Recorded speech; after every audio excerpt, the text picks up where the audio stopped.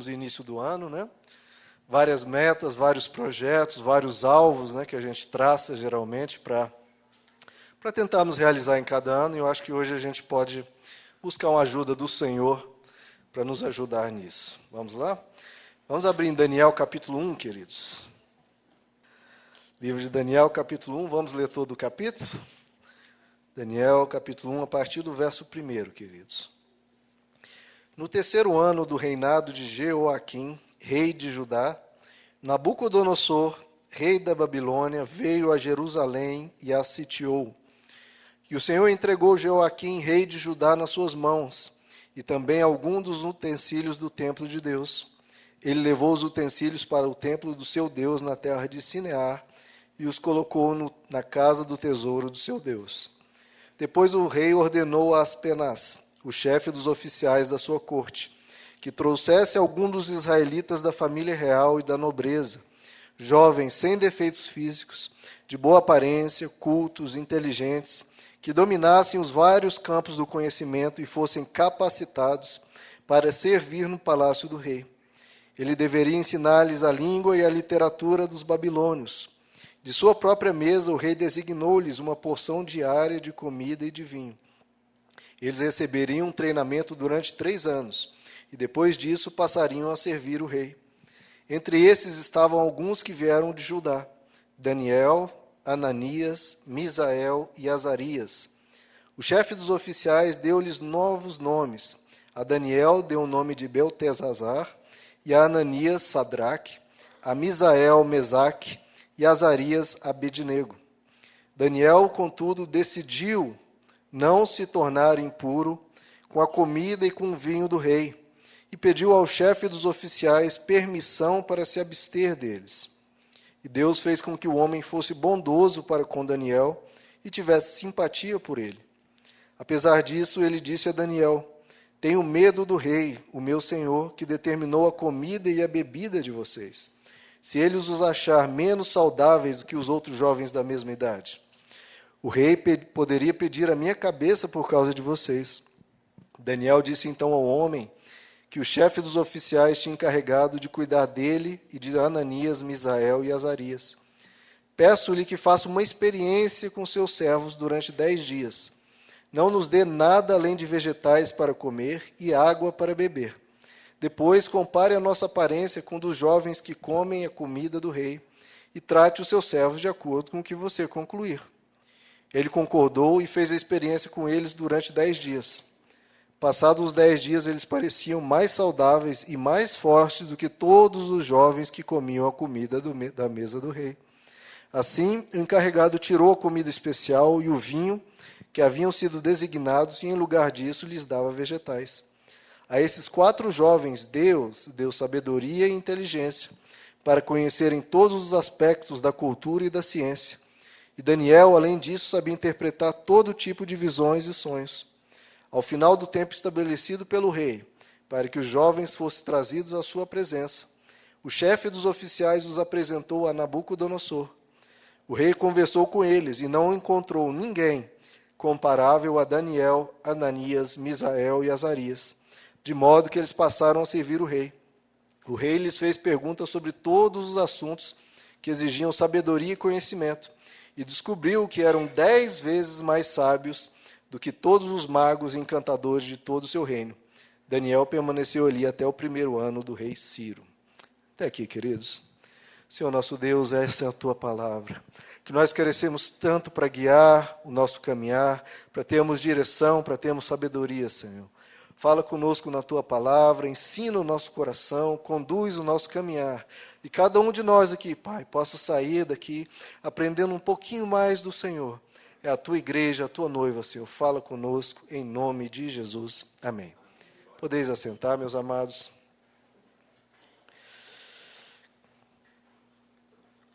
Queridos, como eu mencionei, nós estamos aqui no começo do ano, né? Ano 2016. E é uma boa prática, e geralmente as pessoas fazem isso, né? Da virada do ano para o novo ano, ou então no início do ano, traçar as metas, né? Que a pessoa quer atingir ao longo daquele ano, né? Até o fim do ano, eu gostaria de ter conquistado tais objetivos, eu gostaria de alcançar isso ou aquilo. Isso é uma prática muito boa, só que o difícil é conseguir realizar, né? O difícil é você chegar no final do ano, olhar para trás daquelas metas que você mesmo estabeleceu e falar, que bom eu consegui, que bom eu realizei, né? Aquilo que eu combinei comigo mesmo, né? Que eu pensei para mim, para a minha vida, para o meu futuro, eu consegui colocar em prática, eu consegui realizar com a ajuda de Deus. Mas, como eu falei, muitas vezes a gente sofre, né, para alcançar esses objetivos. Nós temos percalços, temos obstáculos, temos desafios, e ao final do ano, algumas dessas metas a gente não atinge, a gente vai deixando para trás ao longo do ano algumas coisas que a gente queria atingir, né, que a gente queria conseguir, e a gente acaba abandonando. Que não é o ideal, né, queridos? Eu acho que todos nós deveríamos colocar as nossas metas e, no final do ano, conseguir ter realizado todas elas, ou boa parte delas, né? Eventualmente, uma ou outra a gente pode até não realizar, mas o ideal é que a gente realiza todas, ou pelo menos boa parte delas. Nós estamos já em 17 de janeiro, e talvez alguma meta que você tenha colocado, você já tenha deixado para trás, né? 17 dias após o início do ano, às vezes a pessoa já desistiu de alguma coisa, porque ao longo de 17 dias a pessoa já viu que determinado objetivo é penoso, determinada meta vai ser complicada de ser atingida e a pessoa já desiste, né? É a tal da dieta na segunda-feira, né? Não, segunda-feira eu vou começar. Aí chega na segunda, não, hoje eu não estou bem, aí passa para a quarta, depois para outra segunda e aí vai. E assim também, às vezes, as nossas metas de início do ano. E a gente precisa mudar isso, né, querido? Se a gente quer ser pessoas que crescem ao longo de um ano, né, que se você olhar para trás e ver, opa, um ano atrás, meu Deus, eu já caminhei muito, né, eu alcancei coisas que eu tinha planejado. É diferente daquela pessoa que olha um ano para trás e eu estou no mesmo lugar. Né, não avancei nada, ficou a mesma coisa, não mudou nada na minha vida. Isso é triste, né, queridos? Nós olharmos para trás e nada avançar. É claro que cada um tem os seus objetivos, cada um tem metas diferentes.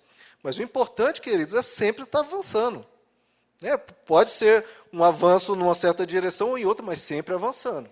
Uma pessoa que fica estacionada, estagnada, parada, ou então retrocedendo, ou indo para trás, depois de um ano, você passa um ano todinho e olha, ixi, já estou, na verdade, eu retrocedi ao longo desse ano.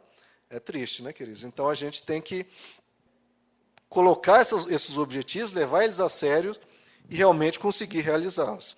Quando a gente quer alcançar um objetivo, a primeira coisa, e é óbvia, né, é você tomar a decisão de qual objetivo você quer alcançar. Né? Isso é prioritário, é principal. Né? Até o final do ano eu quero alcançar tais coisas. Se você é aquela pessoa que, deixa eu ver, né, o que eu vou realizar, e não pensa, não para tomar uma decisão, o que você quer, no final do ano você não vai ter realizado nada, porque você não traçou nada, né, não colocou um objetivo em mente. Veja comigo aí no verso 8, queridos, Daniel capítulo 1. Então, a primeira coisa que você faz é realmente ver qual o objetivo que você quer realizar. Deixe sempre aí aberto em Daniel, que a gente vai estudar algumas coisas. Olha o verso 8. Daniel, contudo, decidiu não se tornar impuro com a comida e com o vinho do rei. Ele decidiu. Ele tomou essa decisão. Em algumas outras versões, tem uma outra tradução que eu acho muito interessante, talvez alguns de vocês tenham, diz que ele assentou no seu coração. Ou seja, no coração dele, ele colocou isso firme. É isso que eu quero. Eu decido, no caso dele, não me tornar impuro com a comida do rei. Aqui eu não vou entrar em detalhes, mas a religião judaica tinha algumas, ainda tem isso, né? As comidas que eles podem comer e as comidas que não podem, né? As comidas kosher, ou kosher, que são o que eles podem comer, e as outras que não podem. Então ele tomou uma decisão. Então a primeira coisa que você tem que fazer, queridos, e se você ainda não fez, eu peço a vocês que tomem rapidamente essa decisão, coloquem para vocês mesmos os objetivos que vocês têm para esse ano. Tudo a gente tem que colocar objetivos, queridos, porque se você não colocar, você não vai a lugar nenhum. Você tem que colocar os objetivos de curto prazo, Ou seja, o que eu vou atingir daqui a um mês, ou 6 meses, ou um ano. Objetivo de médio prazo, né, daqui a 2, 3 anos, e objetivo de longo prazo. Quanto mais você planejar a sua vida, quanto mais você tiver isso em mente, é melhor porque você direciona a sua vida, direciona o seu pensamento, o seu trabalho, na realização daquele objetivo. Então você tem uma direção, né? Você tem um comando, é ali que eu quero chegar. Se você não tem um destino, né? Como é que você vai chegar em algum lugar se você não tem o destino? Ou você chega no aeroporto, eu quero uma passagem. Para onde? Não, qualquer lugar. Aí você vai parar justamente o quê? Em qualquer lugar. Se você pegar qualquer bilhete, você vai parar em qualquer lugar. Então você tem que definir, eu quero chegar em tal lugar. Aí você chega e pede a passagem para tal lugar e você chega lá. Então a primeira coisa, é prioritária, é imprescindível, queridos. É você parar um pouco, não seja algo assim imediato, queridos. Para um pouco, peraí, daqui até aqui para o final do ano, daqui para 5 anos, 2 anos, 3 anos, enfim. Você parar e pensar, eu quero chegar em tal lugar. Você tem que concluir isso, não sou eu, não é sua mãe, não é o pastor, é você que tem que chegar a essa conclusão. E você tem que ter uma convicção própria.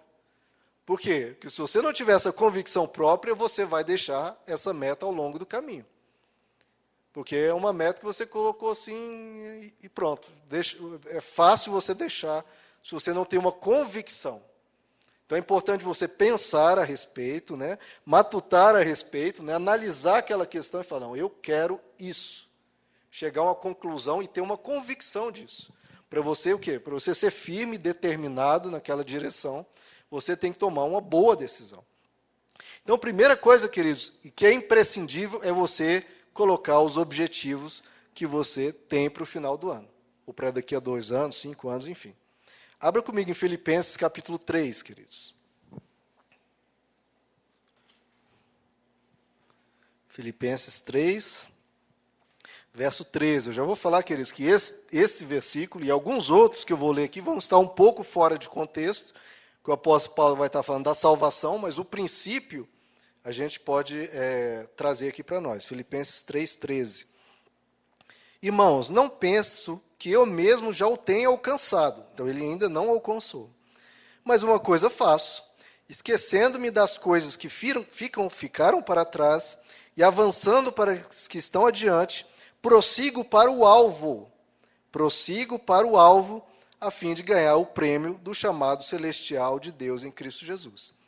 Veja que ele está falando aqui da chamada celestial em Cristo Jesus. Então, mas é sobre isso que ele está falando, mas a gente pode pegar o princípio. Que princípio, queridos? É que ele falou, eu prossigo para o alvo. Você precisa ter um alvo, queridos, para prosseguir em direção a ele. E quando você tem um alvo, o apóstolo Paulo aqui nos ensina isso, primeira coisa, você esquece o que ficou para trás. Esquece o que ficou para trás. Você tinha um alvo 2 anos atrás, que você não atingiu e não quer mais, não fique se lamuriando, eu não consegui, eu sou um perdedor, eu fracassei, não deu certo. Meu irmão, aquele alvo já foi. Não atingiu por circunstâncias X ou Y, ou porque você não tinha convicção devida, não importa. A questão não é mais aquele alvo, deixa para trás. Uma coisa que passou, queridos, nós temos que ter essa sabedoria. Algo que passou, deixa lá enterrado no passado. Não fique ressuscitando algo apenas para você mesmo se dizer, eu não consegui aquele alvo, por que eu vou conseguir esse? Não, irmão, é outro alvo, é outra circunstância, você tem outra cabeça, outra sabedoria. Às vezes aquele alvo lá atrás que você não atingiu, você vai ver os erros que você cometeu, né? Por que eu não atingi aquele alvo? Por causa disso, daquilo. E algumas coisas a gente vai aprender aqui na próxima mensagem. E aí você aprende com seus erros e vamos para o próximo alvo. Então não fique lamentando, não fique pensando nas coisas lá de trás, não fique se auto-sabotando, queridos. Porque isso é uma coisa que o ser humano tem demais, ele se auto-sabota. Ele tem o potencial, ele consegue atingir aquilo, mas ele fica se sabotando, olhando para trás, aquilo não deu certo, né? Eu não nasci para isso, etc. Irmão, pelo amor de Deus, deixe isso para trás, aprenda com os erros e vão para as coisas que estão adiante. avançando para as coisas que estão adiante, eu prossigo para o alvo. É claro que, como eu disse, você tem que quebrar a cabeça, pensar qual alvo que você quer, né, porque às vezes um determinado alvo não deu certo porque, enfim, não é um alvo para você. Né? Você tem que parar e pensar qual que é o alvo que eu quero. E você prossegue para quê? A fim de ganhar o prêmio. O apóstolo Paulo diz, a fim de ganhar o prêmio. Você tem um alvo, para que esse alvo? Porque você quer ganhar um determinado prêmio. É algo que você quer, né, que vai satisfazer o seu coração, né, que faz parte dos seus sonhos. Isso é bom, isso faz parte da nossa humanidade. Então, a primeira coisa, querido, que é imprescindível, é você definir que alvo é esse. Deixando para trás os alvos que não interessam mais, já passaram, você já conquistou ou não conquistou, não interessa. Você ir para o próximo alvo. Agora, 1 Coríntios, queridos. Abra comigo 1 Coríntios, capítulo 9. Tudo isso aqui, queridos, é porque eu quero que no final do ano a gente olhe para trás e diga, eu consegui, eu conquistei. Que nós somos chamados para sermos assim, queridos, vencedores. Sempre vencedores, sempre avançando. Quem quer, queridos, ter alcançado ao final do ano os alvos que você colocou? Amém? Vamos lá. 1 Coríntios 9, verso 24. De novo, eu vou pegar o princípio desse texto, que não está falando necessariamente os nossos alvos aqui. 1 Coríntios 9, 24. Vocês não sabem que de todos os que correm no estádio, né, nas Olimpíadas e tudo, apenas uma pessoa só ganha o prêmio? Corram de tal modo que alcancem o prêmio. Todos os que competem nos jogos se submetem a um treinamento rigoroso para obter uma coroa que logo perece. Mas nós o fazemos para ganhar uma coroa que dura para sempre. Sendo assim, então esse é o grande objetivo dele, uma coroa que dura para sempre, mas o princípio a gente pode extrair daqui. Verso 26. Sendo assim, não corro como quem corre sem alvo. Veja só, irmãos, não corro como quem corre sem alvo. E não luto como quem esmurra o ar. Mas esmurro meu corpo e faço dele meus escravos. Enfim, aí ele já entra no tema dele. Mas qual que é o princípio aqui, irmãos, que a gente pode pegar? A gente não pode correr como uma pessoa que não tem alvo, esmurrando o ar. Né? Não sabe contra o que está lutando, pelo que está lutando. Enfim, uma pessoa que não tem alvo, queridos, ela fica correndo à toa, correndo em vão, literalmente. Você quer ser uma pessoa que quer correr à toa, correr em vão? Não, você precisa colocar as suas metas e os seus objetivos, queridos. Então, se você não fez isso, a primeira coisa para você ser uma pessoa bem-sucedida, para você alcançar o que você quer, é colocar para esse ano e para os próximos anos os alvos que você tem, os objetivos que você tem, o que você quer alcançar. Lá em Deuteronômio 28, é um trecho muito interessante que Deus diz, olha, eu vou fazer de vocês cabeça e não cauda. Vocês serão cabeça e não cauda. Queridos, qual que é a grande diferença entre a cabeça e a cauda? A cabeça, ela leva, ela conduz, é ela que dá a direção. Ela que mostra e determina onde vai se avançar. Agora, a cauda, ela é levada. Ela é puxada, ela não diz onde ela quer ir, e se ela dissesse também não interessa, que ela vai ser levada, ela vai ser conduzida.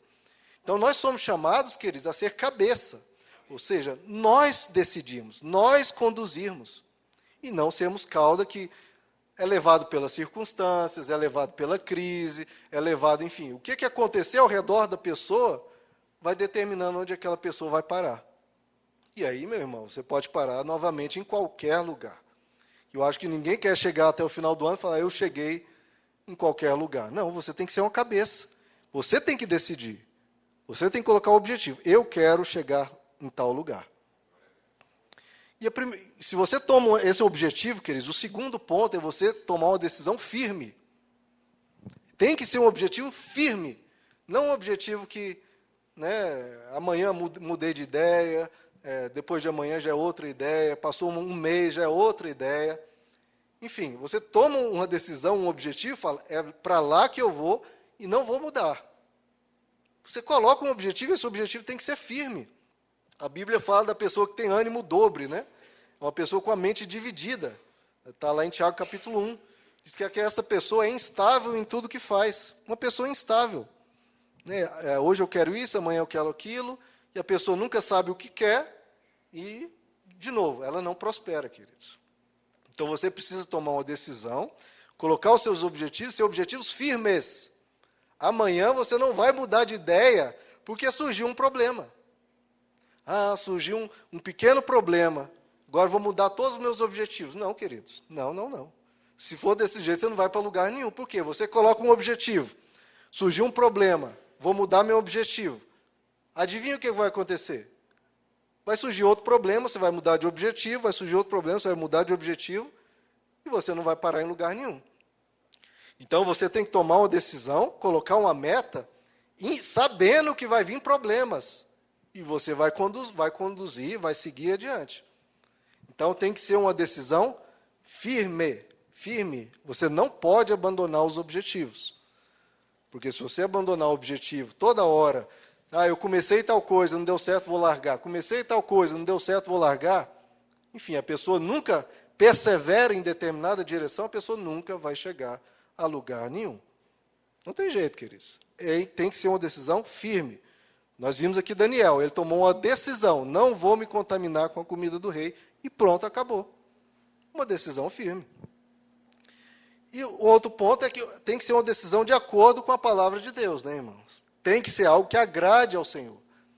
Daniel, quando ele tomou a decisão, ele falou, eu não vou me contaminar, porque ele fazia parte de uma tradição que dizia que aquela comida era impura. Ele estava querendo agradar a Deus. Então, na sua decisão, no seu objetivo, pense sempre, querido, se você está honrando ao Senhor, glorificando a Ele, e se aquilo não vai contra o caráter de Deus. Porque, queridos, se você for na direção de algo que é contrário ao caráter de Deus, o que vai acontecer, queridos? Você vai fracassar.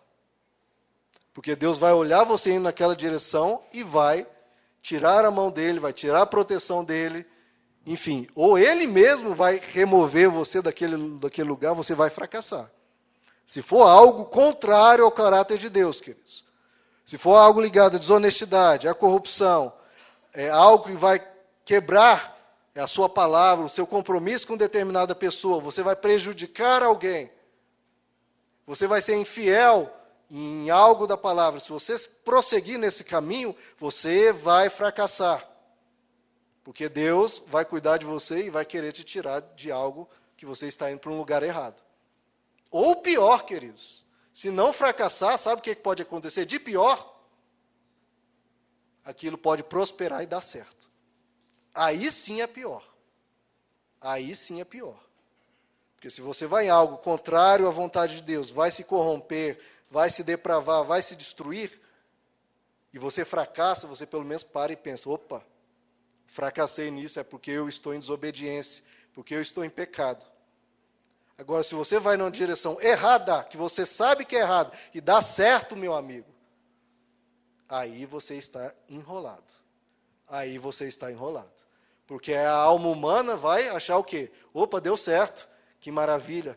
Eu cometi um ou outro deslize ali, eu feri algumas pessoas, desobedeci a Deus em algumas coisas, mas deu certo.